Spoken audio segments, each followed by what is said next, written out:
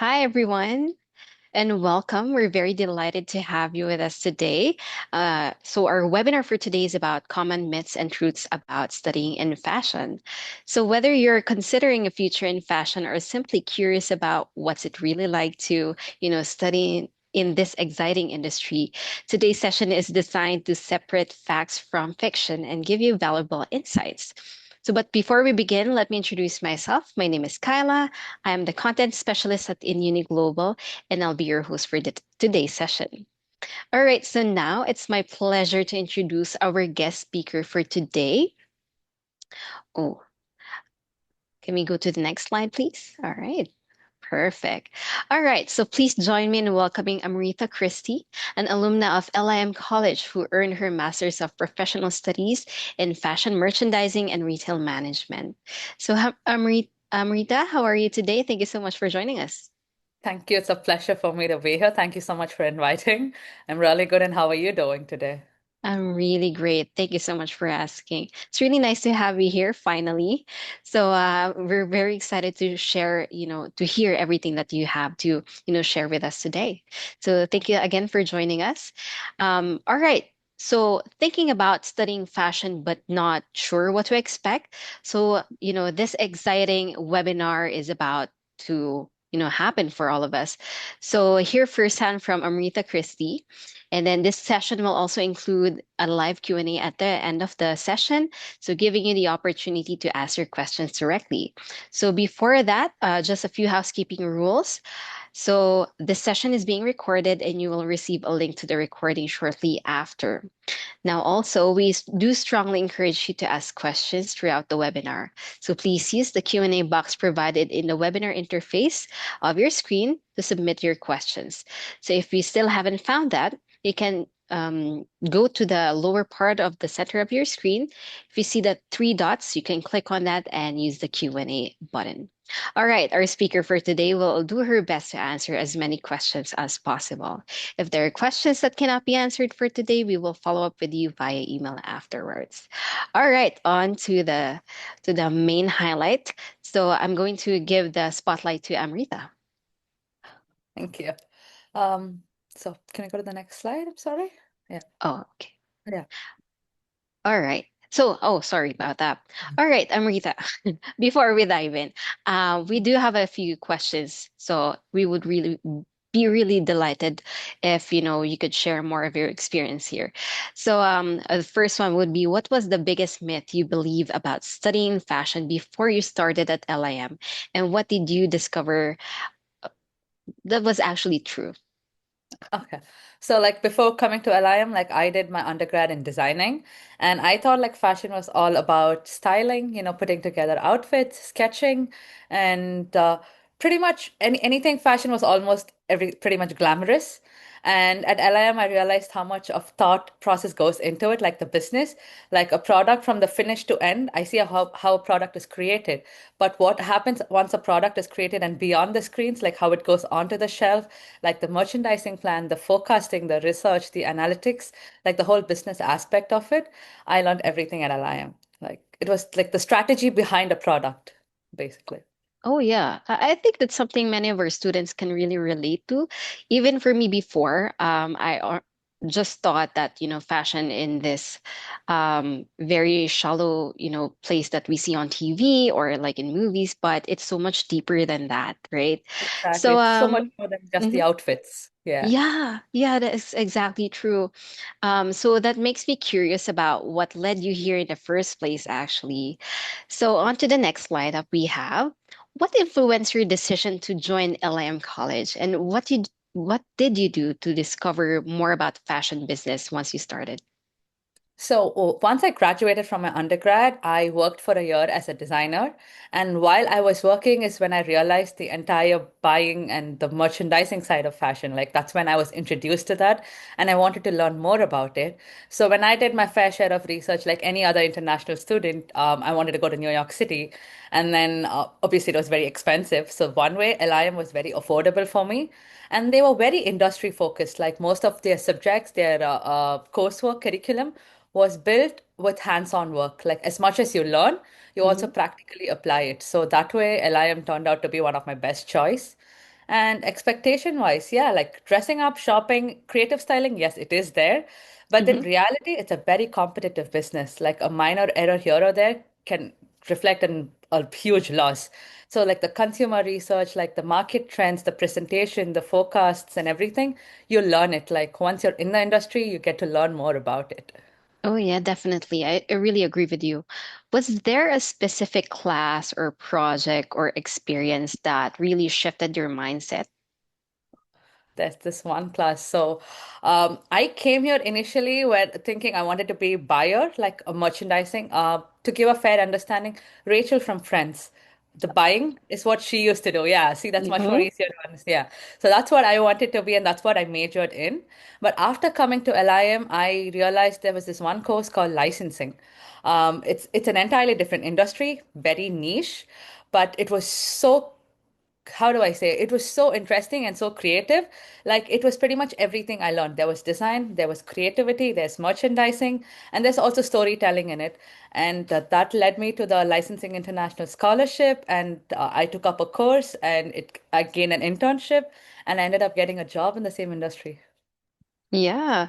Well, who knew, right? Because even Rachel from Friends, I think she had the same mindset, you know. She never thought of, starting off with a small position, but then she went off to being this, international fashion buyer in her industry as Yeah. well. But Mhm. did you ever imagine yourself in that kind of situation when you were growing up? You really wanted to be in fashion before? Yeah. Can I go to the next slide? I'm really sorry. So, and growing up, I always thought of myself in a place where I would be a designer. Like I always thought of myself in the back end of the industry. But once I stepped into the industry and the more I learned about it, the more broader my perspective got. And I learned about the different places within the fashion industry. And now I'm in the business side of it. And I think it's quite creative and it's ever evolving. I don't know what I'd be finding out in the next 3, 4 years and where I'd be there in another 3, 4 years. So it's Oh, very creative and it's very interesting field. And I would say that for sure. oh yeah, definitely. That's actually such a great example of learning beyond the classroom because once you're in the fashion industry, right, you don't just learn from the classroom itself, but you get to apply everything. So were the classes more hands-on or business focused than you expected before? Honestly, they were both. As much as I learned, so probably like in today's class, I might learn something about um, merchandising, and probably the next class, it would be an assignment where I hands-on used what I learned in last week's class. There were a lot of industry-focused projects. There, like for each coursework, the professors always have a lot of industry connections, and they bring in people from the industry who give you live feedback on the actual reality. It's very grounded. So you know that it's not just built around your imagination, but also built around the real life scenario. So you get a better perspective and understanding of how the industry actually works. Okay, that's really good to know. Oh, sorry, on to the next slide, please. So yeah, we were, speaking of classes, of course, college isn't just about, academics. So some of the best memories happen outside the classroom too, right? So Yeah. what are some of your favorite events, Amrita, or social Oh, activities organized by LIM before? Maybe you can share one or two examples before. LIM has this thing where they bring a speaker, almost I would say alternative weeks on a set date. They would give you an announcement way ahead, letting you know that so and so is coming so that you can be prepared on what questions you want to ask. So at every speaker session, it's a person from the industry from a different aspect. They can be a buyer, they can be a merchandiser, they can even be a founder, a startup company owner, and they come and they give you their journey, like their path. And that is when you realize that it's not just one path to success. There are so many different paths. And hearing their story, you can actually relate to where you are in your point of life and how long it's gonna take for you to achieve what you want to achieve. And I think the networking opportunities that LIM provides is it's incredible. They always send out emails every now and then about networking opportunities that happens within campus and also opportunities that happens outside campus which you can sign up for and go and visit as well. So it's very Oh, helpful that way. yeah, fabulous to know that. And how important were the internships networking and industry events before for you? The thing is, the industry is quite saturated for sure. Hmm. And there's always hundreds of applicants for each job. You might look at, like, for example, you open LinkedIn and you want to apply to a job, and there's already like 200 applicants already submitted. So it is that one recommendation or one word of mouth that you know from a friend of friend or like somebody you met at a networking event that will make you stand out. And that is what would give you an edge into actually getting a job versus being just an applicant at the job. I would say Okay. networking events are very, very helpful. And I assume that you already have a lot of networks right now, Amrita. I tried my best, yeah. That's good to know. So as an international student, Amrita, was it easy for you before or hard for you to adjust before when you were starting at LIM or in New York City as a whole? I mean, there was definitely a culture shock. Like everything is new, and Hmm. the way the colleges operate here to the way how it used to operate back at home was entirely different. Like it was a Yeah. 180-degree flip. But then the college is very accommodating. The professors are very, very helpful.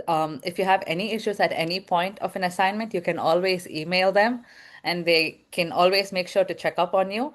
And I'm telling you, your professors are your best bet into getting an internship or a job because they know people in the industry. They've been around for like the last 20, 30 years, and they know Yeah. more about the industry than anybody that we would personally know as friends. And if you think you might need an internship or a letter of recommendation, always ask. Like put yourself out there. The more you ask is when you know. So you ask your professor, they might always know somebody who might know somebody who might end up getting you an internship. That's good. But what were the, usual challenges that you were facing before when you were just starting, Amrita? For me, the work experience, because right after my undergrad, I had 1 year of work experience before I came to LIM. One of the main reasons I chose LIM because most of the masters in fashion, they would require at least 3 years of work experience for you to Hmm. get into the master's degree. So here, that was like a very good thing that I didn't need to have like the prerequisite of the work experience. But most of the people in my class, they had at least like 7 to 8 years of experience compared to me with 1 year of experience. So what makes you stand out there would be how you frame your resume and how you do your class projects and how you present them because a class project is what got my internship.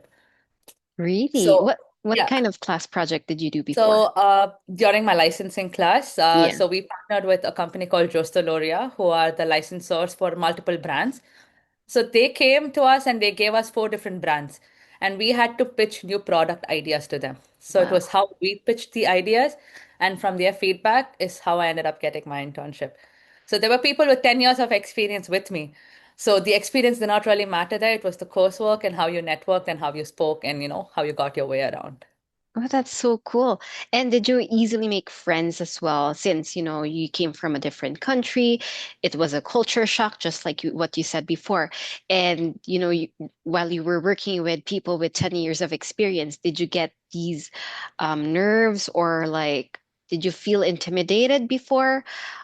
What tips can you maybe give to our, students for today who are listening to you, having the same kind of nerves or thoughts in their mind, that anxiousness? Well, how can they make it through facing with people with a lot of experience in this industry? I can be very honest, it's quite intimidating, but just never show it. Don't show it out there. It's like be confident. Like they don't need to know that you're intimidated by them. You can just be like, I don't care, I know all about it, kind of a thing. And honestly, people with those experience, they also know a lot of people within the industry. So making friends with them is also quite important.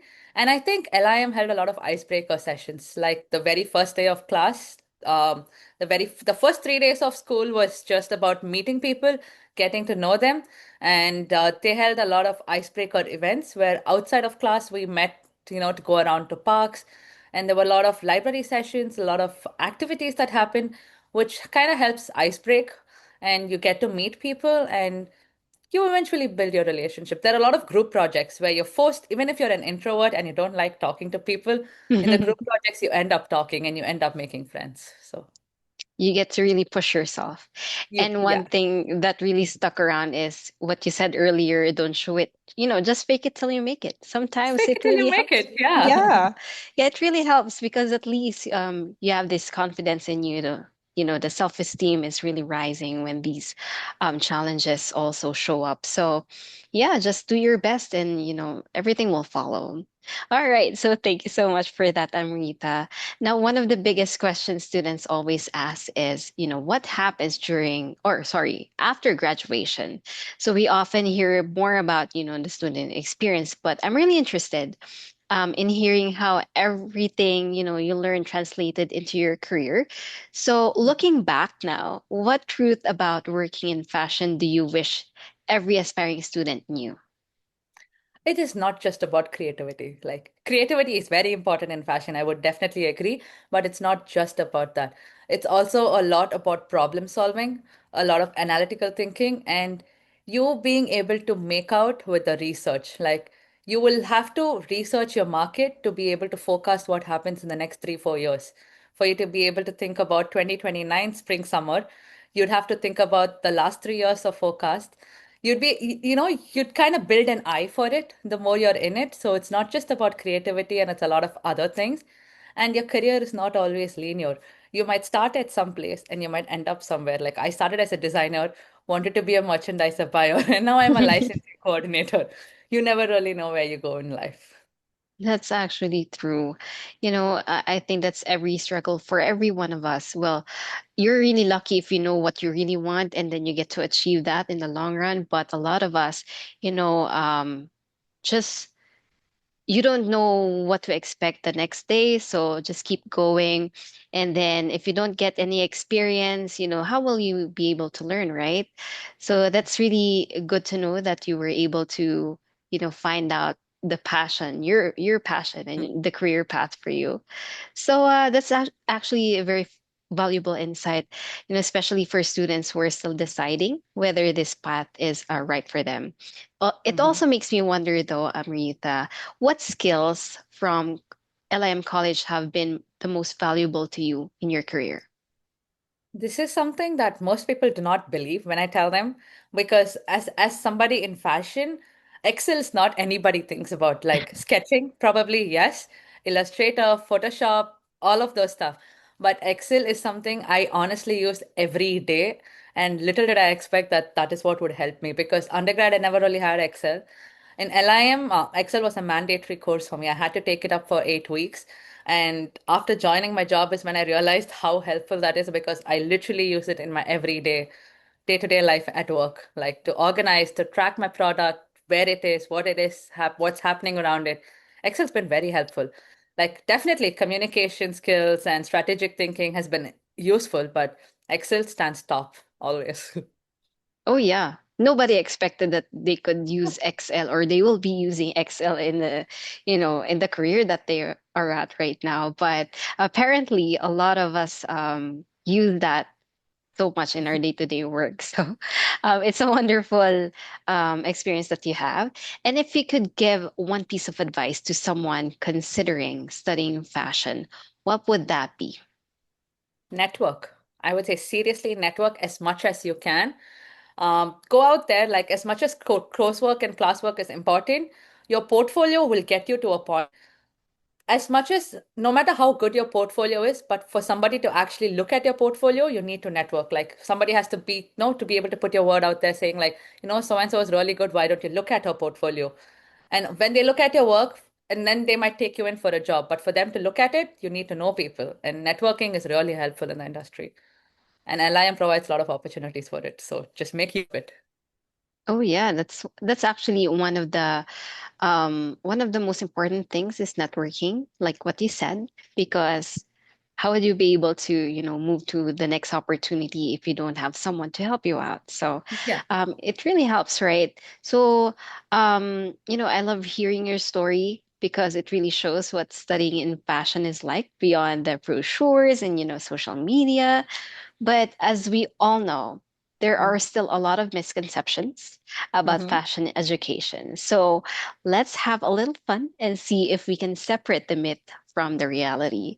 All right, Mm-hmm. so we're moving on to myth and truth. So for our very first question here, does studying fashion mean you must know how to design? Not necessarily, because fashion has a lot of different departments. You have fashion design, you have leather design, you have fashion communication, you have knitwear. There are different departments within fashion. And there are certain departments where you absolutely need to know how to sketch or you need to know how to design in order to get into it. And there are skills that you develop. For example, sewing is something you can learn and develop over time. And there are departments where you don't need to know how to design. You can get into fashion communication, you can get into fashion management, and it's entirely different. And I don't really think design is like an absolute necessity. It's definitely helpful, but it's not like an absolute necessity. Okay, that's good to know. And then, can someone succeed in fashion business without a design background? Yeah, like I can say, designing is like the back end of fashion, like the industry, Hmm. and business is like the front end of it, like what you put forth in the store. So two different things. You can always succeed anywhere without a degree in fashion or in design. Okay, and then what mindset or strength matter? You Um, or is it does does mindset matter or strength matter more than technical design skills? I think you should have an open mind to learn. And if somebody is willing to teach you, or if you're wrong at something, as long as you're able to accept that you're wrong here and you're open to learning what is right there, I think you can Mm-hmm. pretty much succeed wherever you are. Because uh, you need to have a good mentor for you to learn what's happening. And in order for you to get a good mentor's relationship, is when you can accept that you don't know something and that you're willing to learn. So having an open mind is quite helpful there. Exactly. Accountability and, having the acceptance to learn. That's how you can get through everything in life, actually. All right. So that's good to know. But what if, if design skills aren't the deciding factor for you? What qualities or mindset do you think matter most for students entering this kind of industry, based on your experience before? Um, if you don't have design skills, I think at least your interest to learn more about fashion, like for example, for you to forecast, you'd have to look into like 100 different places to gain your inspiration to predict what might happen in the future. So for you to have the patience to be able to sit down, look, gather, organize, like for you to be able to put things together, like the organization skills for it, I think that is quite helpful in that. Like that is something you would need in order for you to survive. Like you can get into the industry, but for you to Mm-hmm. survive in the industry, you might need those skills. Oh yeah, it's a very cutthroat industry. Yeah. We all know that, and it's not easy. Actually, all industries are not easy, but the fashion world is, continuously evolving. You have to have the newest trends, bright ideas, creative minds. So, Yeah. that's actually really good. So I think that's really reassuring, because fashion is such a diverse industry, and with so Hmm. many different career paths, that brings us to the next question. No, next slide, please. All right. Do you need a strong personal style to belong in fashion school? I mean, a personal style can help create your own personal identity, but I don't think that is how you build your personal brand, because your personal style can be something different and your brand style, like your brand identity, can be entirely different. Like, the both don't really have to correlate exactly. Hmm. But for some, the personal style literally translate into their brand style, but for some, it's entirely different. So I don't think it's an absolute necessity, no. But it's helpful for people to, know, oh, she does this kind of a thing, you get Hmm. identified by that. So, Okay, that's good. That's really good to know. And how much personal style really matters in the classroom or workplace for you? um, everybody dresses up. And honestly, as you see people dress up and come, I don't think you would want to not dress up and go. So Hmm. it's like the more you learn about it, the more intrigued you are to try it out, like practically. So you might learn about some kind of a trend, and then you're like, why not try it out? And then the more you try and the more you explore, it's quite interesting that you want to keep exploring and try out new things. So I think you will end up making your own, like you might not enter with a personal style, but by the time you graduate, you have your own personal style kind of a thing. Oh, You yeah. build it. Yeah. And then you see it from everyone else, right? Yeah. Yeah, that's really true. And then, for example, we have students that, are not really there yet, doesn't have Mhm. personal style. What should, they focus on instead for now while they are starting out? You don't have a personal style, but you've gotten into the industry and you're starting out now. I would say rather than focusing on yourself, focus on your work, like what you would Mhm. want to show to people. So you might not be there yet, but then when you're kind of getting out there and when you kind of want to show it to people out there, your work would matter more than how you look. Like presentation definitely matters for sure, Yeah. but then ultimately what goes out there is your work. So I would say put more thought into your research and into your personal work of designing. And I think build your portfolio. Like your portfolio is really, really helpful in the end. And um, I know we put a lot of focus into our social media, like your Instagram feed, your page. Like, there's so much of aesthetics that goes into it. Build your LinkedIn page equally. It's very useful. Oh, yeah. Especially right now, everyone's there on Mhm. social media. A lot of people are getting discovered also on social media. So you get the right kind of exposure as well, as long as you use it right and you use it correctly, right? Mhm. So yeah, really love your perspective. Fashion is so much more than just appearance, which leads perfectly into our next question.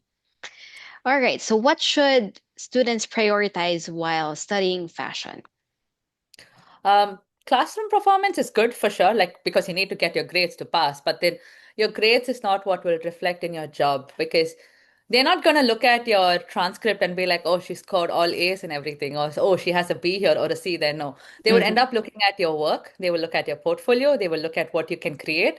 So, as much as you give importance to your grades, I would say give as much importance to your internship, to your networking opportunities, because in fashion, networking and internship is equally, if not more valuable than your coursework. Because whatever you learn here, in order for you to apply it, you need to have that as well.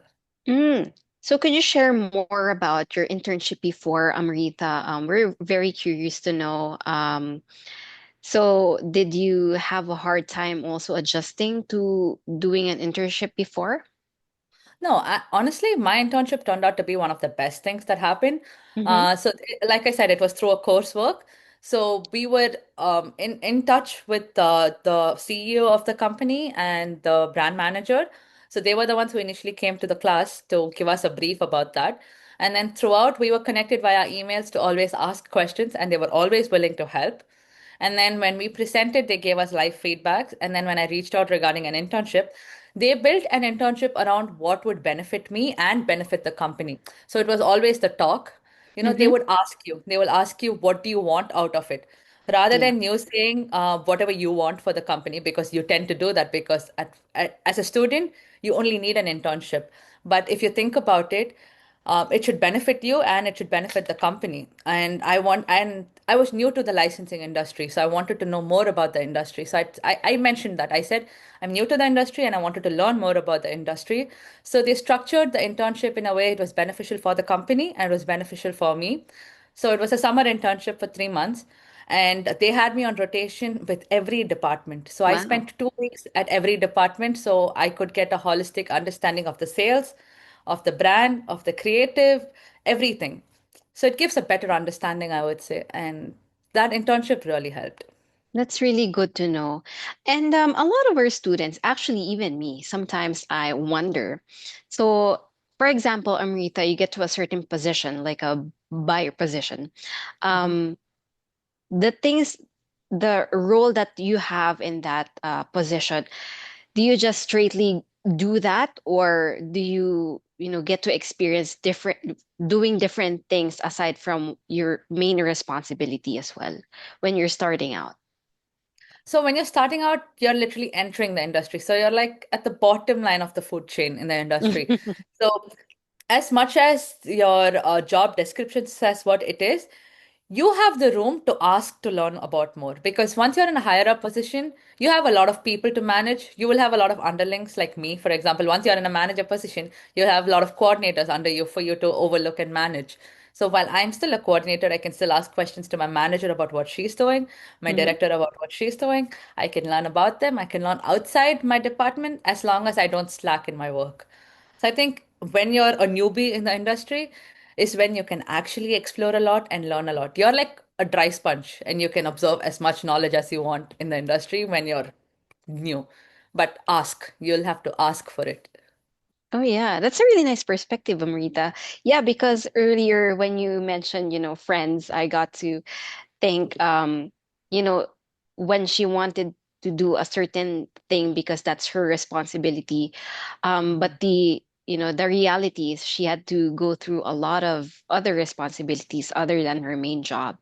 So I think, very good in explaining that you're in the bottom of the food chain earlier because yeah, you have to really start from the bottom in order for you to also, appreciate where you are right now, right? Yeah.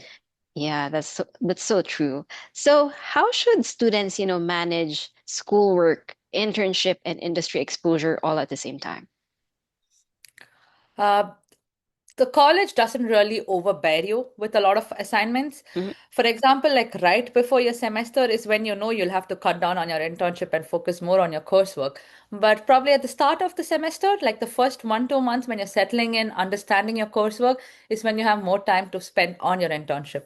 So I think you'll have to manage it based on your timeline. I think the beginning of the semester is where you can actually focus more on your internship, and towards the end of the semester is when you have to focus more on your coursework because you have to end up getting your marks as well. So, Okay, that's really nice. That's really a practical advice to give, especially for students who are worried about managing everything. So, thank you so much for that. Now, let's look ahead on to our last question for the myth and fact. So, how should students prepare for the future of fashion? AI is definitely taking over. I'm not going to say no. And I would it might make it less creative and harder for new graduates to enter, but then there are certain skills. For example, AI can predict certain things, but I don't think it can forecast a lot. And there are certain skill sets which AI I don't think can come there. Like for example, your creativity into designing and your eye to look for what might actually be a trend in the near future or like Mhm. what can actually become a boom like the next 3 years. I see that becoming a major thing. Like the eye for it, I think it's something you build over time and experience. The more you learn, like the more you read about it, you'll gain the experience or you'll gain the knack of an eye to look for it. I don't think that's something AI can take from you. Yeah. So I would say like ask and build a lot on your knowledge. Like make sure you have the knowledge for it so that when you're at a job interview and when they ask you what sets you apart, well, like imagine they can be like, I can get an AI to do this. Then you can be like, well, AI cannot do this and mention, where you stand out. I think you have to build that, like build yourself and set yourself in a position where you can do that. Absolutely, because right now I think in every industry that we have, AI is really taking over. And it is really, a good help for a lot of us, for work, for what's the, trendiest, you can just search everything there. But one thing you have to really show everybody is how you can, manage it without AI, Mhm. and how you can work without AI for now, or there are some things that doesn't really need AI. So it's a good edge that you can bring to the table. So if you were starting your journey at LIM, for example, Amrita, Mhm. if you were to start over again today, is there anything you'd like to focus on differently? Focus. I think if honestly, I think I would network more because probably the first 4, 5 months, there were a lot of networking opportunities that I honestly missed because I did not have somebody to go with. And be like, because I was new in the country and I didn't know people yet. I was just, getting acquaintances, like meeting new people. And to go to an entire event without anybody by yourself, like I said, you're intimidated in the very beginning. So I was like, I didn't want to go by myself, and I missed quite a few opportunities there. And honestly, had I gone there, I think I would have much bigger network. So I think I would do more of that, like the first 4, 5 months of LIM. Yeah. Wow. Yeah, networking is one of the best things that you can do. And do you have any tips for, that you can give to students when preparing for the fashion industry? And, just curious, Amrita, how soon did you start preparing for, your internship and going to New York and studying in LIM? Hustle, because you have only a year for your master's. Mm-hmm. And within the year, you also have to figure out your internship. You have to figure out your capstone, which is like a major milestone for you to graduate. And also make sure that you have a job by the time you graduate. So I think you got to be on top of it. And it might be a lot. And I'm not gonna lie that it is a lot. And if you Mm-hmm. think you're falling behind or if you're slacking behind, always talk to your professors, tell them where you're at, or if you think you might need extra help, extra attention, or if you need an extension of deadline, rather than you going in the last minute and being like, I'm so sorry, I couldn't submit it now. Go Yes. 2 days ahead and be like, I am at so and so place. I think I might need extra time. The professor is more willing to understand where you're coming from rather than you going in the last minute and being like, I couldn't do it. Then they just find you lazy and they're not going to help you then. Be honest and open about it. And I think they're more than willing to help. Oh, yes. It's better to ask than not to, just Yeah. keep on Yeah. wondering by yourself, and then have that certain regret in your head that you didn't ask. So, Yeah. yeah, that's a really, really good, and very insightful, um, statement. And at the same time, it's a really good thing to understand your perspective. And I hope, everyone who's watching is having as much as a clearer picture in their head of what studying in fashion is all about, and building, a career in that industry, what it really looks like. It's not all butterflies in the air all the time. So thank you so much for sharing that, Amrita. Now let's move on to our Q&A, because we've received a lot of questions. Actually, it's very interesting, and we're very excited to ask this to you. So their very first one would be, did you ever feel pressured to dress or behave in a certain way before, to fit in the fashion industry? I wouldn't say I was pressured, but then you, I think the one who judges you the harshest is actually yourself than people around you. Like people might not even care what you dress because honestly in New York, everybody is running somewhere. Like they're running towards something. You just don't know where because you step outside, the city is just so busy. They're just running towards somewhere. Nobody has the time to sit, stop, and judge at you. And I honestly think you judge at yourself more than others do. And you definitely do dress up a certain way because back in your home country, you have an entirely different aesthetics that you dress up in and, an entirely different way. And it changes here. And I think the one thing that I personally had to change a lot was the colors because I use a lot of colors in my outfits. And here it's very neutral, monotone, if anything, more of Yes. blacks and browns and grays, not much of color. Yeah, that's one thing I actually had to, particularly change Oh, yeah. in order to Yeah. fit in better. No, yeah, I totally agree with you. But in the fashion industry, you have to stand out. So why not, be different than everyone else? So Exactly. that's really good. And then touching on your background, as an international student, and have has that background, being an international student, ever made you feel different in the classroom? And if yes, how did you manage that? It made me feel different, but in a very good way. I had an Mm. edge over a lot of people because most of the people here, they come from a background quite linear and you have a lot of edge in multiple aspects because in your country you learn about US also, like when you learn about fashion, US definitely comes as a part of it, but here they don't really learn about your country. So when you come here you have perspective of their country, you have perspective of your country and also about a lot of other places. And the cultural background that you have always gives you an edge to a lot of things here. When I came here, there were a lot of things that the professors personally, I come from a leather design background. Mhm. Over here, my professors, for a lot of things, they were like, oh, this might have a better edge for you, Amrita. And they would personally tell me, like, you should probably try this out.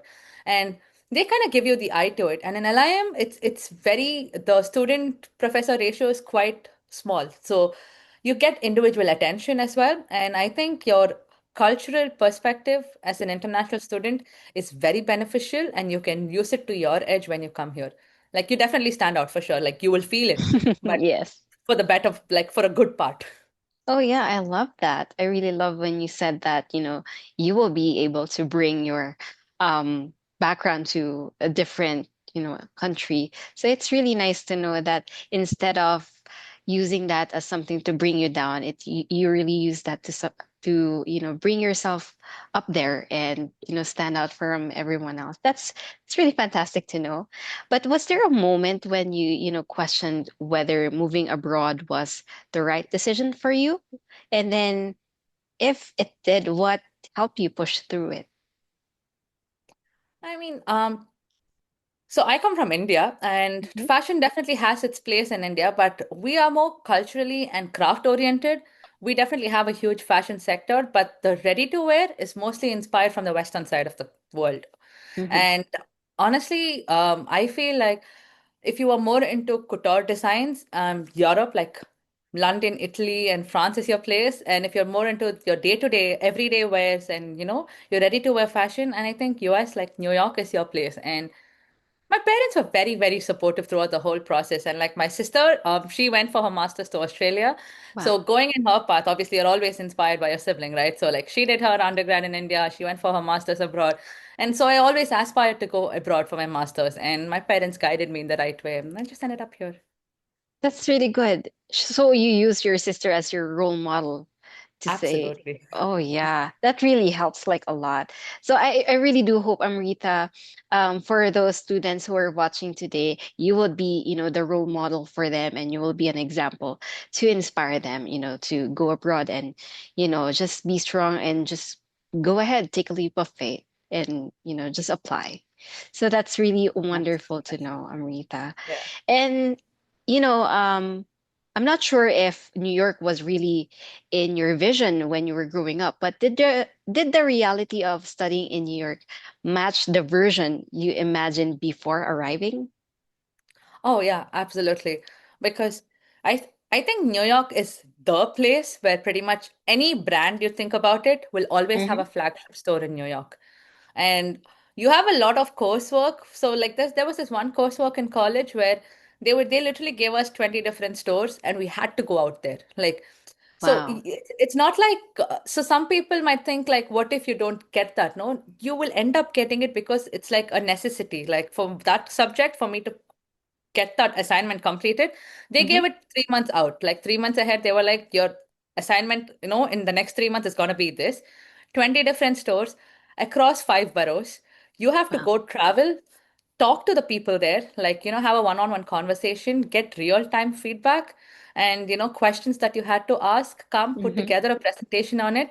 That genuinely gives a lot of perspective of how fashion actually works in New York. Like you travel for one, Hmm. you go to different stores. So automatically your mind compares one store to another. And Hmm. in the end, when you sit and you put your assignment together of all the 20 different stores, you understand what each category of store means, like what a mid-tier store is, what a mass store is, what a particular boutique is doing. It gives you a very real life understanding. That's really good. You get to experience it hands on, right? Hands-on, yeah. That's really It's good. not like something you might miss on. It's not like an option. You Hmm. do it. Like you have to do it kind of a thing. It's mandatory. It's mandatory. Yeah. That's exciting to know. Yeah, because in the world of fashion, you really have to be there. You have to go out there to experience a lot of things and to Yeah. learn, more for you to, have that kind of understanding. So, what belief about success in fashion did you have to unlearn, if there are, when you went out there, experienced everything? That's a good question. Um, I had to unlearn. Well, you can't. Ah, give me a second. No problem. Yeah, Um, it's a really tough one, but yeah, it's nice to uh, ponder on it. it is. Yeah. So for me, in my undergrad, I thought like success was me being able to design like an entire line and put it out there. Like, designing a line, Yeah. wow, amazing, huge success. And I did do that, but then that's just like a one-time thing, and that would not really define your success. You doing one line or you doing one particular season is not how a success is defined. I think what you can do consistently over at least 3 to 4 years Hmm. and if you can pitch yourself to another person based on that, I think that is what I would call a success. Like Okay. you being able to pitch yourself to somebody saying this is something I can do, and you being able Yeah. to do it actually. So pitching That's yourself. okay. That's really interesting. And on the flip side, what's the most unexpected skill you use at work right now?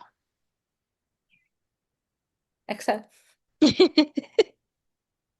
Because everything else, you are pretty much prepared for it. Like in your undergrad, you're prepared to sketch, you're prepared to look for details, your eye for Hmm. details, your colors, your forecasting, your everything. You're prepared for it. Like your Hmm. college prepares you for it.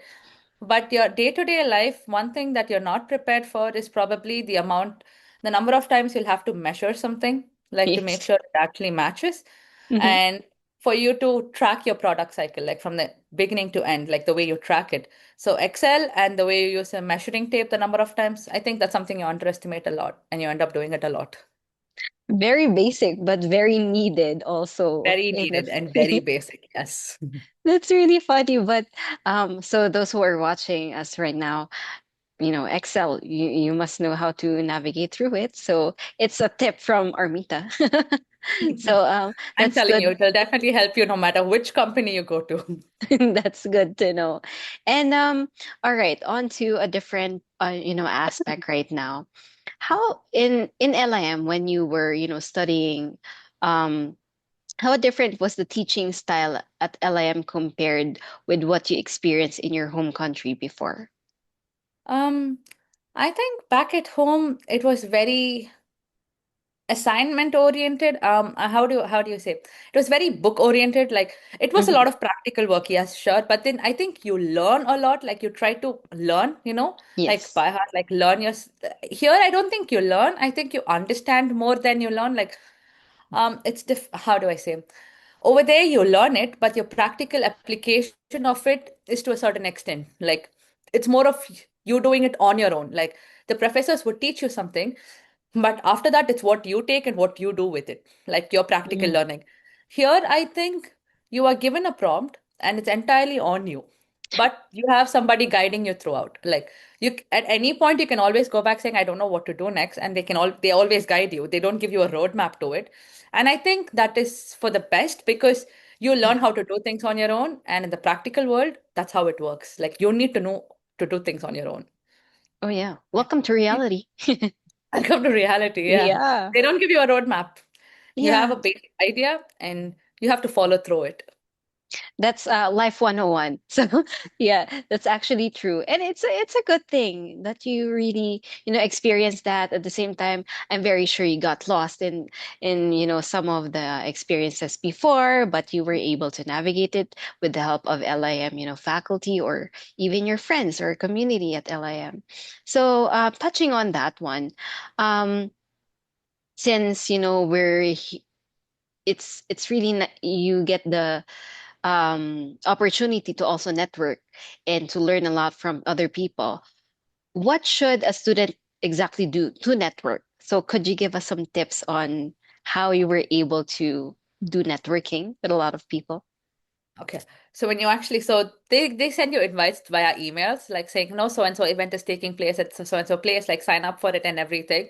And you would sign up and you would go. And there'd be a lot of people there. You look at them and you'd be like, oh, I attended. And you might just walk back. I did that the first two times because so many people, you don't know anybody and you really don't know where to start, right? So it's always you building the courage to talk to the first person. So go to the first person and introduce yourself saying you're from so and so background and this is what you're doing.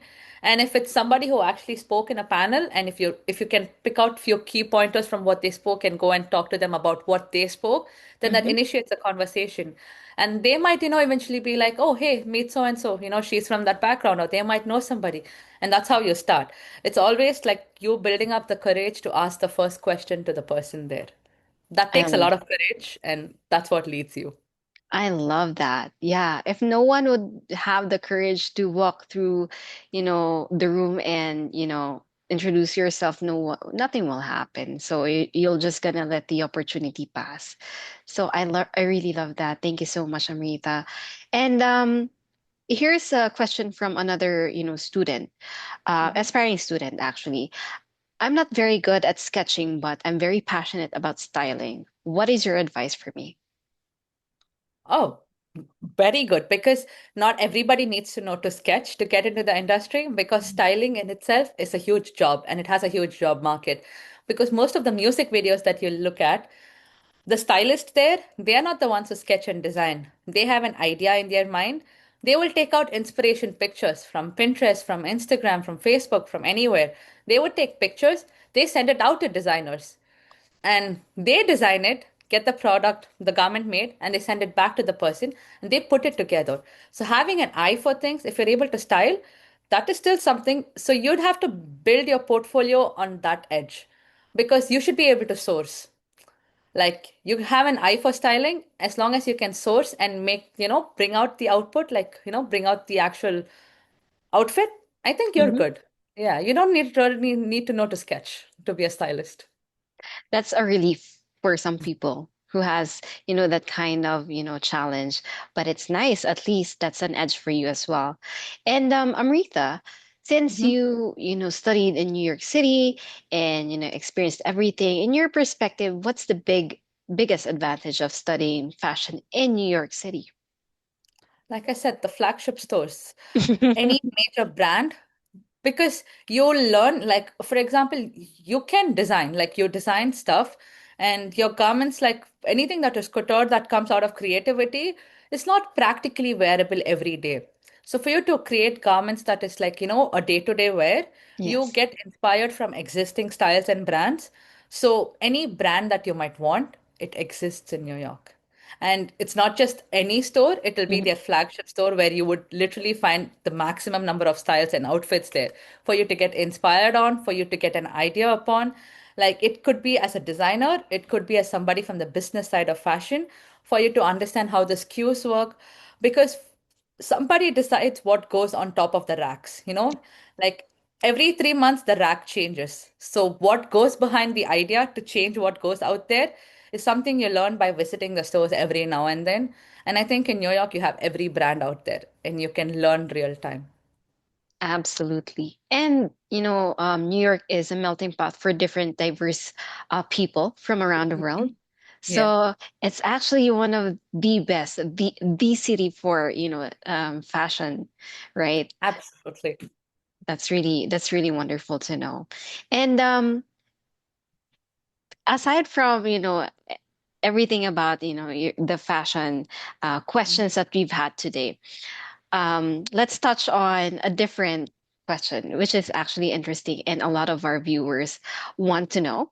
Do you have access to local food whenever you crave food back at home? I love food. I'm a huge foodie. And New York is very culturally diverse that way. Like people from across the world live here. So you also pretty much find every cuisine out there here. There are the most expensive restaurants, but also you can find the affordable food. Just that you have to be willing to travel for it.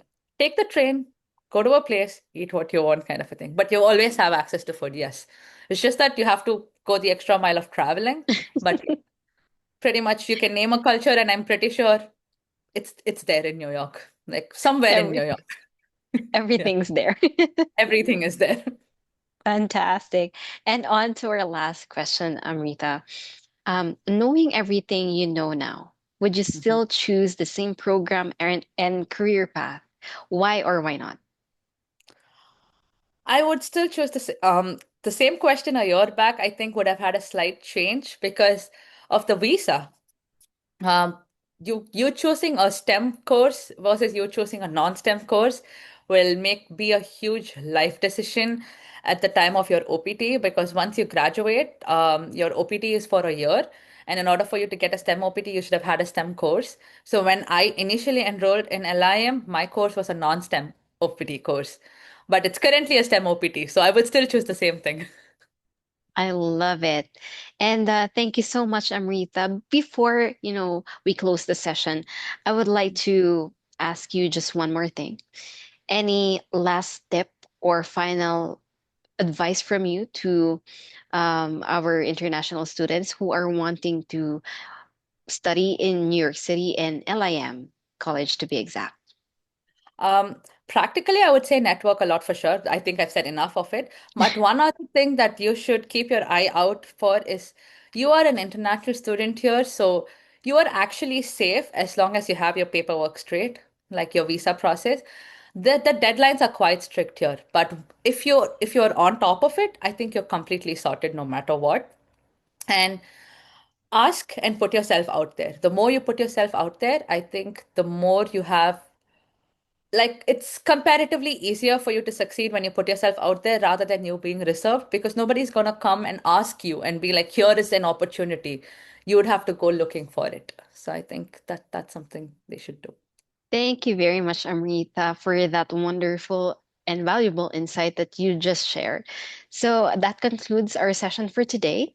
Thank you all so much for your inquiries. And as mentioned earlier, we will send you the recording shortly after this session has ended. And once more, thank you again so much, Amrita, for sharing, very in-depth insights. And that was really fun. That was a really fun session. We do hope a lot of our tips that you've shared earlier will be applied by our aspiring students for today. So this session has been recorded, and please feel free to share it with your colleagues who might also be interested in learning more about LIM College and the fashion industry as a whole. Lastly, be sure to check out LIM College's social media pages created especially for international students by following us on our socials. So we do hope to see you again very soon. Until our next webinar, take care and goodbye, everyone.